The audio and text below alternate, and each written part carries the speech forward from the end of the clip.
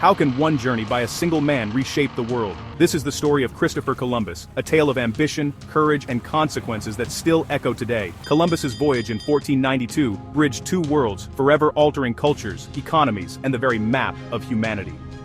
To understand his impact, we must first meet the man behind the myth, a dreamer from Genoa whose vision would change everything.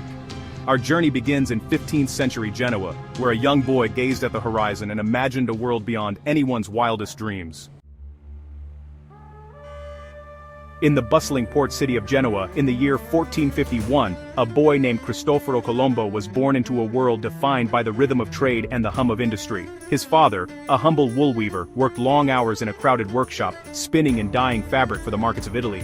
The family lived modestly, their days shaped by the cycles of labor and the hope for a better future. From a young age, Columbus was expected to follow in his father's footsteps, learning the intricacies of the wool trade and preparing to take his place among the city's artisans. Yet, while his family's hopes rested on the loom, Columbus's heart was captured by the sea. The Genoese harbor, alive with the shouts of merchants and the creak of wooden ships, became his sanctuary. He would slip away from the workshop whenever he could, drawn to the docks by the promise of adventure. There, he listened intently to the weathered sailors who spun tales of distant lands, golden cities, and uncharted waters. Their stories painted the world as vast and mysterious, filled with riches and wonders beyond imagination. For young Columbus, the horizon was not a boundary, but a beckoning call.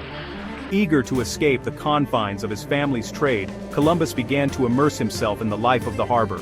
He befriended sailors and merchants, learning the secrets of navigation, the patterns of the winds, and the unpredictable moods of the Mediterranean currents. He watched as ships were loaded with spices, silks, and precious stones, their crews preparing for perilous journeys across the sea. Before long, Columbus found work aboard merchant vessels, where he gained first-hand experience as a deckhand, learning to read the stars and steer by compass.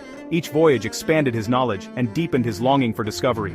As he grew older, Columbus's ambition only intensified. He spent countless nights by candlelight, poring over the writings of legendary explorers like Marco Polo, whose journeys to the east had become the stuff of legend. He studied ancient maps and navigation charts, searching for clues that might reveal new routes to the fabled riches of Asia. The idea that the world was larger, and perhaps rounder than most believed, began to take root in his mind. He became convinced that there was a way to reach the Indies not by traveling east, as everyone else did, but by sailing boldly westward into the unknown. Inspired by these revolutionary ideas, Columbus made a decision that would change the course of his life. And, ultimately, the world. He resolved not just to sail the familiar routes of the Mediterranean, but to seek a new passage to the Indies, one that no European had ever attempted. He imagined himself as a pioneer, charting a course through uncharted waters, guided only by his faith in the possibilities that lay beyond the horizon. The dream of discovery became his guiding star, fueling his determination and shaping his destiny. The sea, with its endless expanse and ever-changing moods, became both his teacher and his muse. Columbus spent years honing his skills, learning to read the subtle signs of weather and current, and developing the resilience needed to survive the dangers of the open ocean. Each sunrise over the water filled him with renewed hope, and each storm tested his resolve. For Columbus, the ocean was not just a physical barrier, it was a realm of possibility, a place where dreams could be realized and new worlds discovered. But Columbus's vision was not easily accepted. When he presented his bold plan to the nobles and scholars of his time, many dismissed him as a fool or a madman. They argued that the distances were too great, the risks too high, and the rewards too uncertain. Some even believed that monsters and endless seas awaited any who dared to venture too far from the known world. Yet, despite the skepticism and ridicule, Columbus refused to abandon his dream. He believed that fortune favored the brave, and that the greatest discoveries lay just beyond the edge of the map. For Columbus, the unknown was not a barrier, it was an invitation to greatness. With unwavering resolve, he prepared to risk everything in pursuit of a vision that few could understand. The boy from Genoa, once destined for a life behind the loom, now stood on the threshold of history, ready to chase his ocean dreams into the vast and uncharted West. In the late 15th century, the world was a place of mystery and possibility, where the boundaries of the known were constantly being tested by those bold enough to dream. Among these visionaries stood Christopher Columbus, a man whose ambition burned brighter than the candlelight that illuminated his maps. Convinced that the riches of Asia could be reached by sailing west across the uncharted Atlantic, Columbus pored over ancient charts and navigational texts, searching for clues that would support his radical idea. He believed that the world was smaller than most scholars claimed, and that a new route to the east was not only possible, but within his grasp. Driven by this conviction, Columbus set out to win the support of Europe's most powerful monarchs. He meticulously prepared his proposal, gathering nautical charts and calculations, and presented his vision to royal advisors and monarchs in grand courts. He spoke passionately of untold wealth, new lands, and the glory that awaited those who dared to support his quest. His first destination was Portugal, the unrivaled maritime leader of the age. The Portuguese court, with its bustling harbors and fleets of ships returning from Africa and the East, seemed the perfect place for an ambitious navigator to find a patron. Yet, despite years of lobbying and repeated audiences with the king and his council, Columbus's proposal was ultimately dismissed. The Portuguese experts, seasoned by decades of exploration, saw his calculations as deeply flawed, and his plan as little more than a fantasy. They believed the ocean was far wider than Columbus claimed, and that any attempt to cross it would end in disaster. Scholars and navigators debated fiercely over the size of the globe and the dangers that lay beyond the horizon. Many sailors, hardened by years at sea, whispered of endless waters and monsters lurking in the unknown. The consensus was clear: Columbus's ships would never survive such a perilous journey. Undeterred by rejection and ridicule, Columbus refused to let go of his dream. Gathering what little hope he had left, he left Portugal behind and journeyed across the countryside to Spain. There, he sought an audience with Queen Isabella and King Ferdinand, hoping that the Spanish monarchs would see the promise in his vision. The road was long and filled with hardship. For 6 years, Columbus endured poverty, selling his belongings to survive, and faced constant rejection from courtiers who dismissed him as a dreamer, or worse, a fool. He wandered from city to city, his clothes growing threadbare, but his spirit remained unbroken. Many in the royal court saw him as a fanatic, obsessed with an impossible idea. They whispered and laughed behind his back, mocking his persistence. But Columbus's obsession only grew stronger. Night after night, he returned to his maps, searching for new arguments, new evidence, anything that might convince someone to believe in him. He followed the royal court as it moved from city to city, never missing an opportunity to plead his case before anyone who would listen. He spoke with nobles, scholars, and even merchants, hoping to find a champion for his cause. Each rejection only seemed to strengthen his resolve. Despite the setbacks, the ridicule, and the years of waiting, Columbus refused to abandon his dream. He stood on the decks of ships, gazing out at the stormy sea, imagining the lands that lay beyond the horizon. He gripped his maps tightly, his determination unwavering. Through it all, Columbus's belief in his destiny was absolute. He was certain that he was meant for something greater, that his journey would change the world forever. He looked to the stars for guidance, trusting that his path would one day be revealed. No matter how many doors were closed in his face, Columbus would not let the world tell him he was wrong. His dream had been rejected, but his spirit remained unbroken, a testament to the power of perseverance in the face of overwhelming doubt. Spain's resources were tied up in war, and Columbus's plans seemed doomed. But after the conquest of Granada in 1492, Spain was unified and ready for new ambitions. Influential advisors argued Columbus's voyage was a small gamble for potentially immense reward. Queen Isabella, moved by faith and opportunity, overruled her skeptics. Columbus was summoned for one last meeting, and this time, the answer was yes. The capitulations of Santa Fe granted him titles, wealth, and authority over any lands he discovered. After years of rejection, Columbus had royal backing. The dream was now a royal mission. The stage was set for a voyage that would change the world. Columbus assembled his fleet in Palos, the Niña, the Pinta, and the Santa Maria. Local sailors were reluctant, fearing the unknown, but the Pinzon brothers' support helped recruit a crew. The ships were stocked with provisions and trade goods for a year-long journey. On August 3, 1492, 90 men and boys set sail, leaving behind anxious families and familiar shores. Their destination was uncertain, their courage real. As the sun rose, the fleet slipped into the Atlantic, bound for the unknown. The adventure had begun. Ahead lay only endless ocean and the hope of discovery. After a final stop in the Canary Islands, Columbus's fleet, 3 small caravels named the Niña, the Pinta, and the Santa Maria, set their sails westward, venturing into the vast, uncharted Atlantic. The horizon stretched endlessly before them, a blue expanse that seemed to swallow the ship's whole. For the men aboard, the world as they knew it was left behind, replaced by the unknown.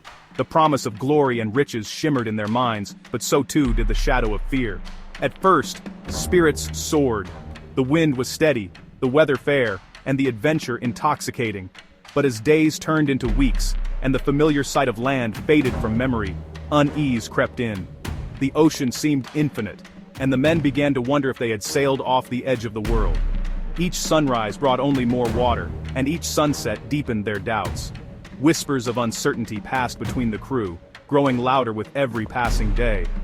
The sailors, many of whom had never been so far from home, struggled to grasp the enormity of their journey. The compass, a relatively new invention, offered some comfort, but the stars above seemed to mock their hopes. Some men clung to superstition, fearing monsters or the wrath of the sea gods. Others simply missed their families, longing for the safety of familiar shores. Sensing the growing anxiety, Columbus took extraordinary measures. He kept two ship logs, one that recorded the true distance traveled, and another, shown to the crew, that understated their progress. This deception was meant to calm their fears, but it also weighed heavily on Columbus's conscience. Each night, by flickering candlelight, he recorded the truth in one journal and a comforting lie in the other, hoping to buy himself more time. The ocean itself seemed to conspire against them. Strange sights appeared, vast mats of floating weeds in the Sargasso Sea, unlike anything the sailors had ever seen. Some believed these weeds marked the end of the world, or that they would entangle the ships and drag them beneath the waves. The unfamiliar became a breeding ground for superstition and dread, fueling tales of sea monsters and curses. As the days dragged on, the mood aboard the ships darkened. At night, sailors gathered in hushed circles, voices low and urgent. Rumors of mutiny began to swirl.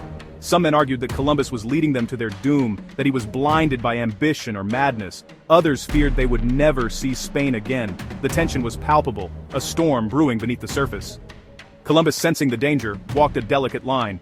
He alternated between reassurance and stern warnings, promising untold riches and eternal glory if they pressed on, but also threatening severe punishment for those who dared to rebel. His words were carefully chosen, meant to inspire hope and quell dissent, but even he could feel the crew's resolve slipping away. On October 10th, the tension finally erupted.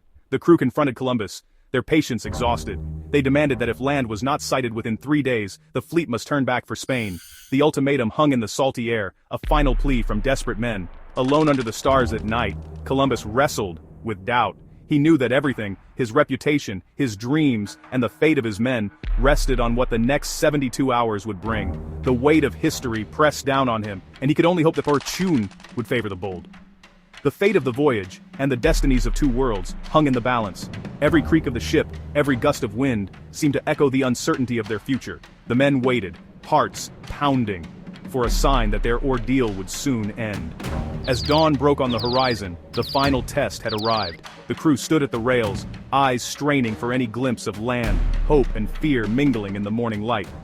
The next hours would decide everything. The last night was tense. Every sailor anxiously scanned the horizon for any sign of land. Signs appeared, a carved stick, a branch with fresh leaves, but still, no land was seen. As darkness fell, Columbus thought he glimpsed a distant light on the horizon, but it vanished. Hope and fear battled within the crew throughout the long night. Then, at 2 a.m. on October 12th, a lookout on the Pinta suddenly cried, "Land!" Joy erupted. Men wept, prayed, and celebrated together on the deck. After 33 days at sea, they had finally reached a new world. The dawn would reveal the beginning of a bold new era. At sunrise, Columbus and his crew landed on a lush island he named San Salvador. They met the Taino people who greeted them with curiosity and gifts. Columbus, believing he was in Asia, called them Indians and claimed the land for Spain. The exchange was peaceful, but built on misunderstanding. Columbus saw the Taino as subjects to convert and exploit. This landing marked the start of the Columbian exchange. Plants, animals, ideas, and diseases would now flow between worlds. European goods and livestock arrived. Devastating diseases followed. The first encounter was peaceful, but it foreshadowed a coming storm. Two worlds had met, and neither would ever be the same. Columbus made 4 voyages, each marked by discovery and hardship. He explored Cuba and Hispaniola, leaving a settlement that was soon destroyed in conflict. Later expeditions brought colonists, soldiers and priests, but also violence and exploitation. Columbus's rule as governor was harsh and unpopular. He was eventually arrested and stripped of power. His final voyage ended in shipwreck and misery. Columbus died believing he had reached Asia, never knowing he'd found new continents. His seamanship was remarkable, but his legacy included tragedy for native peoples. The age of exploration and conquest had begun.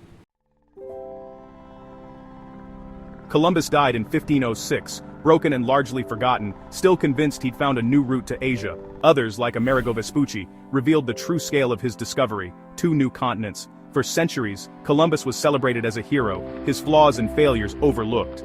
Statues and holidays honored him, but the story was simplified, the consequences ignored. Today, his legacy is debated, admired for his daring, condemned for the suffering he unleashed. Columbus did not discover a new world, but began a permanent, often brutal encounter between old and new. His story is a tapestry of courage, ambition, and unintended consequences. History is never simple. Heroes and villains are often the same person. Columbus's journey changed humanity, and we still live in the world he made.